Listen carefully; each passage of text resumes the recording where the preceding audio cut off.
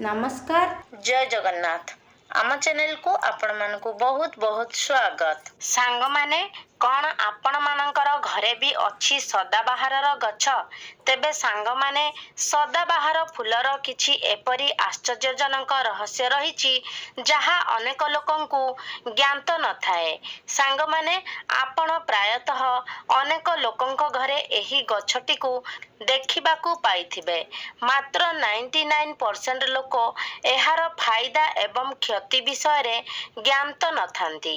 तेबे सांग माने जदि आपणक घरे भी आपण एही सदाबाहार गछटिकु लगाइछंती किंबा आपे आपे एही गछटी आपणकर घरर परिसर रे उठी जाइछि तेबे तुरंत करिनियंतु एही काम नचेत भविष्यत रे आपणकु एथिपाई पश्चाताप करिबाकू पड़िपारे। जदि केबे भूल रे आपण एही फूलटिकु भगवानंकु चढ़ाई देइछंती तेबे एही भिडियोटी निश्चय देखंतु।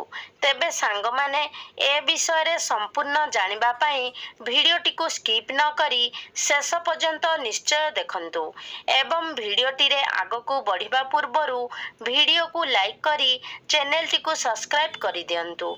तो सांग माने जेते भी धनी लोक अछंती जेते भी प्रतिष्ठित लोक अछंती आपण निश्चय भाबरे सेमानंकर घरर परिसर रे एही गछटिकु देखिबाकू पाउथिबे। तेबे सांग माने ए जो सदाबाहार फूलटी रही थाए एहा विभिन्न प्रकार रंगर होइथाए एवं एही फूलटी बहुत सहजरे ही आपणंकु सबु जगारे मिली जाइथाए। तेबे सांग माने सबुठारु गुरुत्वपूर्ण एवं बड़ कथा हेउछि सदाबाहारर ए जो रंग बिरंगर फूल होइथाए एहा आपणंकर भाग्य को भी रंगीन करि देई पारे। एहा आपणंकर दुर्भाग्य को सौभाग्य रे परिणत करि देई पारे। तेबे सांग माने जदि आपण कोनोसी व्यापार वाणिज्य करूछंती एवं बारंबार आपणंकु सेथिरे क्षतिर सामना करिबाकू पडुछि किंबा आपण जेउ भी कार्य करूछंती सेथिरे बारंबार आपणंकु विफलतार सामना करिबाकू पडुछि सेही कार्यटी आपणंकर संपूर्ण होई पारु नाही कार्यटी रे अनेक बाधा विघ्न आसुछि कोनोसी एक विशेष क्षेत्र पई आपण निजको प्रस्तुत करिछंती तथापि भी आपण सेथिरे सफलता लाभ करि पारु नाहंती। तेबे एपरी परिस्थिति रे केवल गोटिए थर आपणंकु एही उपायर पालन करिबार अछि। एहार लाभ एवं एहार चमत्कारी परिणाम आपण निजे ही अनुभव करि पारिबे। एहा व्यतीत जदि आपणकर ऋण भार बढ़ी जाइछि एवं सेही ऋण को परिशोध करिबा पई आपण माने समर्थ होई पारु नाहंती आपणकर आर्थिक स्थिति धीरे धीरे दुर्बल होई जाउछि एवं आपण सबु समय रे आर्थिक संकट देई गति करूछंती तेबे मध्य एही उपायटी आपणंकु धीरे धीरे लाभ प्राप्त कराइब अर्थात आपणंकर धनजनित समस्या को दूर करिबा पाई मध्य एही उपायटी आपणंकु कामरे आसीबो। सांग माने आपण अनेक समय रे देखिथिबे आमे जेते चेष्टा कले मध्य धन रोजगार करिवार कोनोसी बाट आमकु मिली न थाए एवं एपरी मध्य परिस्थिति आसी थाए जेउ परिस्थिति रे जणे व्यक्ति परिश्रम करी अनेक धन रोजगार करिथांती मात्र सेही धन को संचय करिबारे से समर्थ होई पारि न थांती अर्थात तांकर धन गोटिए पटे आसी आउ गोटिए पटे खर्च होई जाई थाए। तेबे सांग माने जदि आपणक जीवन रे मध्य एही परी किछि समस्या रहिछि तेबे एही उपायटी को आपण निश्चित भाबरे करिवार आवश्यकता अछि कारण एही उपाय द्वारा आपणक जीवन रे चालिथिबा एही सबु समस्या गुड़िकर निश्चय भाबरे समाधान होई जाई पारिबो। तेबे आपण जदि सठिक भाबरे एहार प्रयोग एहार उपायटी को पालन करिनियंती तेबे निश्चित भाबरे आपणक जीवन रे चालिथिबा समस्या गुड़िक दूर होई जिवो एवं एहा सहित आपण निजे मध्य एहार चमत्कारी प्रभाव को अनुभव करि पारिबे। ତେବେ ଆପଣଙ୍କର ସମସ୍ୟାଗୁଡ଼ିକ ଦୂର ହେବା ସହିତ ଆପଣଙ୍କର ମନସ୍କାମନା ମଧ୍ୟ ଏହି ଉପାୟ ମାଧ୍ୟମରେ ପୂର୍ଣ୍ଣ ହୋଇପାରିବ। ତେବେ ସାଙ୍ଗମାନେ, ଆପଣଙ୍କ ଜୀବନରେ ଧନଜନିତ ସମସ୍ୟା ଲାଗି ରହୁଛି, ଆପଣଙ୍କୁ ସର୍ବଦା ଆର୍ଥିକ ସଙ୍କଟ ଦେଇ ଗତି କରିବାକୁ ପଡୁଛି, ତେବେ ଆପଣଙ୍କୁ ବାସ୍ ଗୋଟିଏ କାମ କରିବାର ଅଛି। ଏହି ଗଛଟିକୁ ଆଣି ଆପଣଙ୍କୁ ନିଜ ଘରେ ଲଗାଇବାର ଅଛି। ତାପରେ ଆପଣଙ୍କୁ ଆଉ କିଛି ଉପାୟ କିମ୍ବା କାର୍ଯ୍ୟ କରିବାର ଆବଶ୍ୟକତା ନାହିଁ, କାରଣ ଏହି ଗଛଟି ଆପେ ଆପେ ହିଁ ଧନକୁ ଆକର୍ଷିତ କରିଥାଏ। ଏହି ଗଛଟିକୁ ଆପଣ ଘରେ ଲଗାଇବା ଦ୍ୱାରା ଆପଣଙ୍କୁ ପ୍ରତ୍ୟେକ କାର୍ଯ୍ୟରେ ସଫଳତା ପ୍ରାପ୍ତ ହୋଇଥାଏ। ଯେକୌଣସି ବି କାର୍ଯ୍ୟ ଆପଣ ଆରମ୍ଭ କରିଥାନ୍ତି, ବିନା କିଛି ବାଧାବିଘ୍ନରେ ସେହି କାର୍ଯ୍ୟଟି ଆପଣଙ୍କର ସମ୍ପୂର୍ଣ୍ଣତା ଲାଭ କରିଥାଏ। ତେବେ ସାଙ୍ଗମାନେ, ଆଗକୁ ମୁଁ ଆପଣମାନଙ୍କୁ ଆହୁରି ଏହି ଫୁଲ ସହିତ ଜଡ଼ିତ 4ଟି ଉପାୟ ବିଷୟରେ କହିବାକୁ ଯାଉଛି, ଯାହା ଆପଣଙ୍କ ଜୀବନକୁ ସମ୍ପୂର୍ଣ୍ଣ ଭାବରେ ବଦଳାଇ ଦେବ। ଆପଣଙ୍କର ଦୁର୍ଭାଗ୍ୟକୁ ସୌଭାଗ୍ୟରେ ପରିଣତ କରିଦେବ।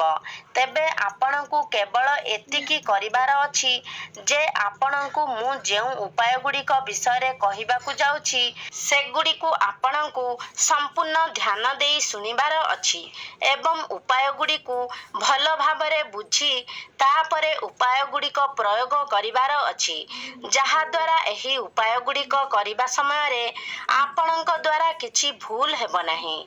ତେବେ ସାଙ୍ଗମାନେ, ସଦାବାହାର ଫୁଲଟି ଏପରି ଏକ ଫୁଲ ହୋଇଥାଏ, ଯାହା ଆପଣ 12 ମାସରେ ଦେଖୁଥିବେ ସେହି ଗଛରେ ଫୁଲ ଭରି ହୋଇ ରହିଥାଏ। ସେଥିପାଇଁ ତାର ନାଁ ସଦାବାହାର ଅଟେ ଏବଂ ଏହାର ଏହି ବିଶେଷତା ପାଇଁ ମଧ୍ୟ ଏହା ଆପଣଙ୍କ ଭାଗ୍ୟକୁ ମଧ୍ୟ ସବୁଦିନ ପାଇଁ ଚମକାଇ ଦେଇପାରେ। ଆପଣଙ୍କର ଦୁର୍ଭାଗ୍ୟକୁ ସୌଭାଗ୍ୟରେ ପରିଣତ କରିଦେଇପାରେ।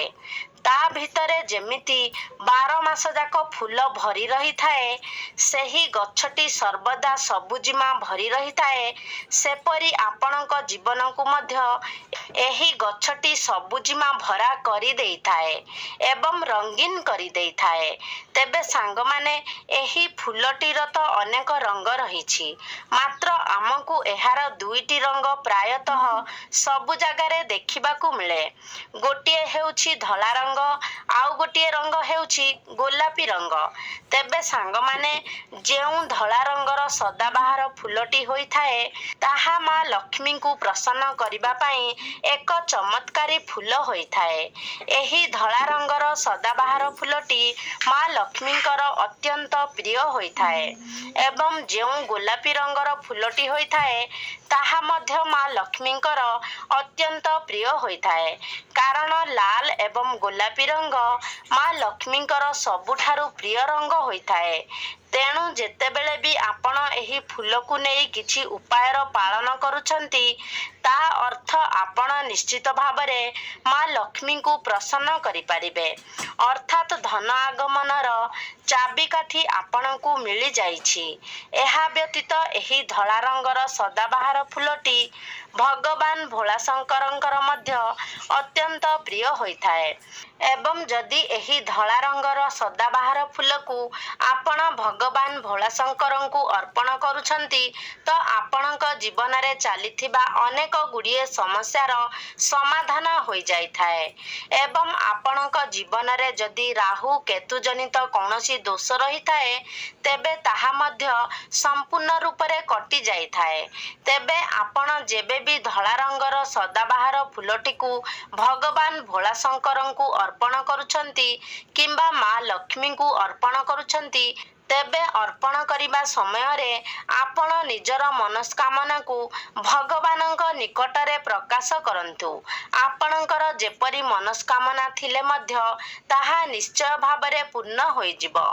ଏହା ବ୍ୟତୀତ ଯଦି ଆପଣ ଏହି ଧଳା ରଙ୍ଗର ଫୁଲଟିକୁ ପ୍ରଭୁ ଭୋଳାଶଙ୍କରଙ୍କୁ ଅର୍ପଣ କରୁଛନ୍ତି, ତେବେ ଶନି ଦଶାରୁ ମଧ୍ୟ ଆପଣଙ୍କୁ ଉପଶମ ମିଳିଥାଏ।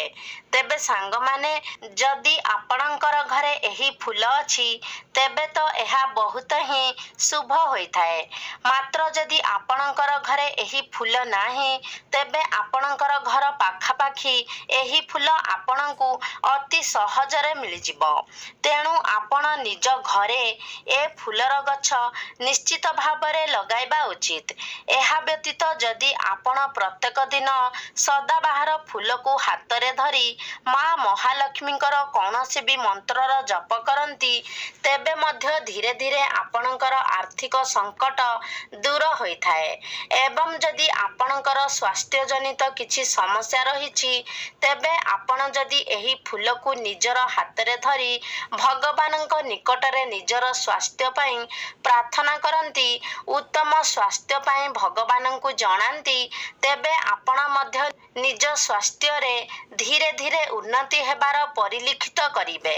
ତେବେ ସାଙ୍ଗମାନେ, ଆପଣମାନେ ନିହାତି ଏହି ଭିଡ଼ିଓରୁ ଜାଣିପାରିଥିବେ ଯେ ଏହି ସଦାବାହାର ଫୁଲଟି ଯାହାକି ଅତି ସହଜରେ ଆମକୁ ସବୁଠାରେ ମିଳିଯାଏ ତାହା କେତେ ଚମତ୍କାରୀ ଅଟେ। ଆପଣ ଏହାକୁ ଘରେ କେବଳ ଲଗାଇବା ମାତ୍ରେ ଆପଣଙ୍କର ଧନଜନିତ ସମସ୍ୟା ଦୂର ହୋଇଯିବ। ଆପଣଙ୍କୁ ମା ଲକ୍ଷ୍ମୀଙ୍କର କୃପା ପ୍ରାପ୍ତି ହେବ।